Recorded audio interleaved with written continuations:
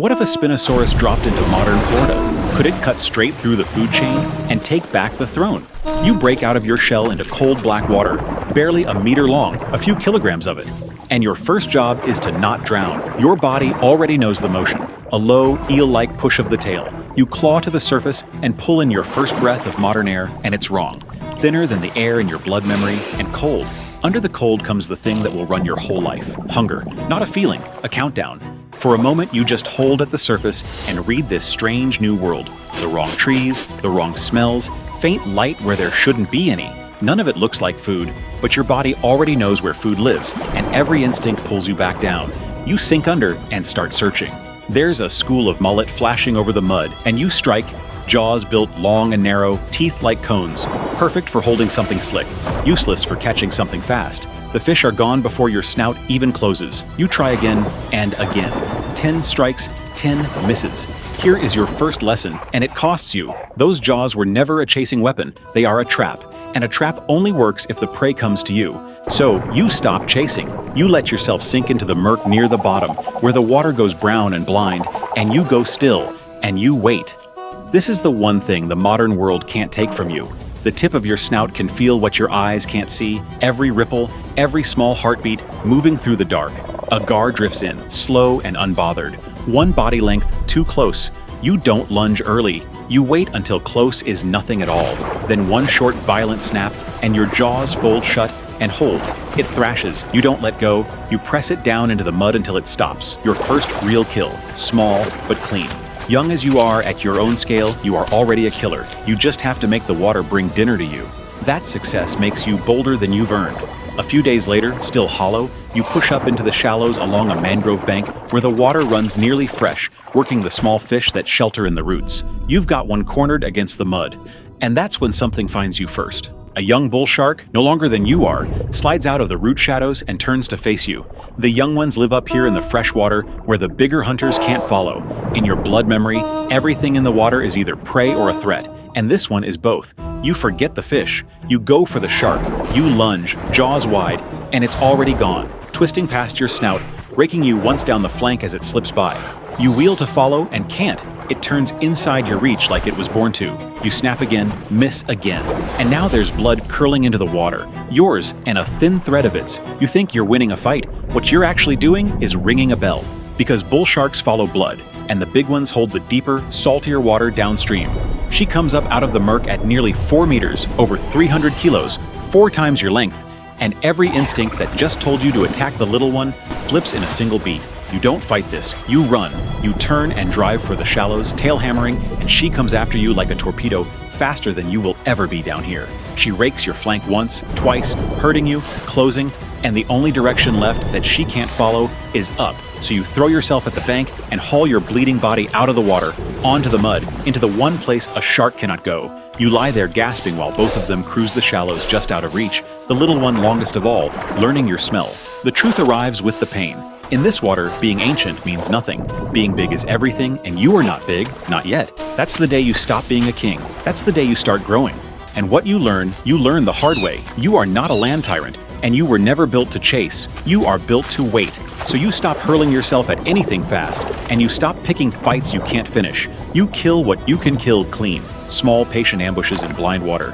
And you stay out of the deep channels where the big sharks rule. And you do the one thing nothing else in this swamp can match. You grow. The years feed on that patience, and the animal that hauls out on the bank a few seasons later is something else. You're a sub-adult now, 6, 7 meters, well over a ton, your snout sharper, your patience turned into a weapon, and you're finally big enough to want bigger prey. You've watched the deer come down to the same soft bend to drink at dusk, so one evening you're already there, sunk in the shallows with only your eyes and the ridge of your back above the surface. A buck steps in to drink, you come up under it in one surge and clamp across its shoulders. But you're not the finished animal yet. Your jaws hold. They don't crush. The deer screams and kicks and nearly tears free, hooves raking your throat, and for one bad moment on the soft bank, your own weight works against you. So you do the thing your body is finally big enough to do. You haul it off its feet and drag it backward into the deep where nothing on 4 legs can follow, and you hold it under until the thrashing stops.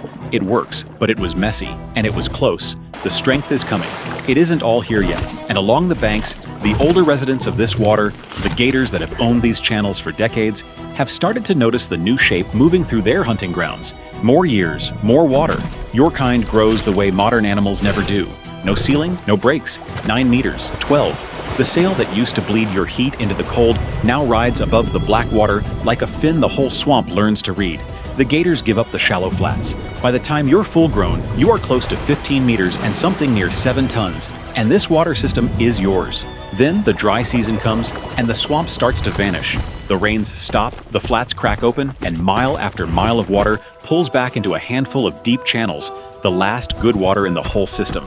Every living thing crowds toward it, and so do you, into the one deep bend you don't yet own, the old central channel that has belonged, since before you hatched, to the swamp's other king, a bull alligator, 4 meters, half a ton, and he has held this water his whole life. He does not roar a warning.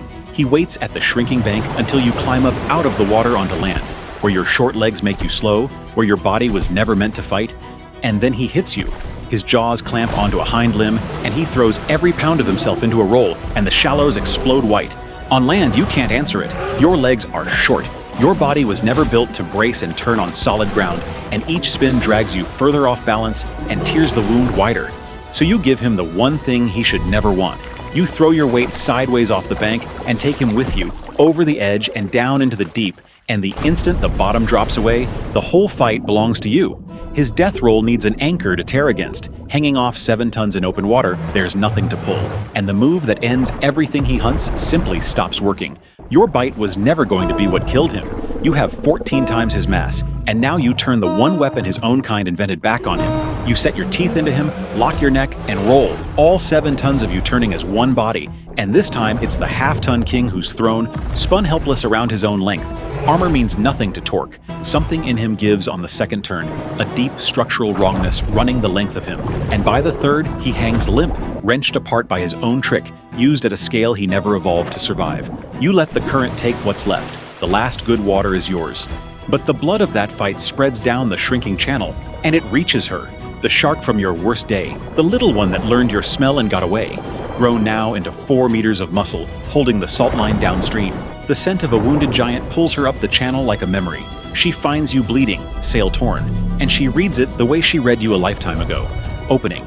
She cuts in fast and certain, and you're already turning, already rising from underneath. 2 passes, maybe 3, then 1 hold, 1 twist, and the nightmare of your first days ends in a single bite. The thing that once owned your whole world is a mouthful now. You surface into a quiet you paid for. The sail is torn, the flank is scarred over old scars. You won everything, and in this entire world, there is not one other creature like you. No rival, no mate, no answer. And that emptiness doesn't settle you, it moves you. Something in the old blood won't let you sit still in a kingdom you've already won. And when the rains finally come back and the water opens up again, you don't stay. You follow the current the way your ancestors always followed it. Forward, toward something new, toward the strange lights glowing on the far horizon. On a warm night on the St. Johns River, a runner stops along the water. Out on the black surface, something is moving. A tall, dark shape cutting a slow line upstream. She rubs her eyes, a trick of the light. She lifts her phone anyway, and in the half second before the shape slides under, she takes the picture. By morning, the photo is everywhere. By afternoon, the people whose job it is to know things are staring at it and going pale, measuring the shape, the sail, the wake, and getting an answer that isn't supposed to exist. They send boats, they send scientists, they send men in uniform. And far up the dark river, under the bridges and the glowing skyline of a sleeping city, a 2-meter sail keeps moving, slow, certain, unbothered, carrying the Cretaceous straight into the heart of the modern world.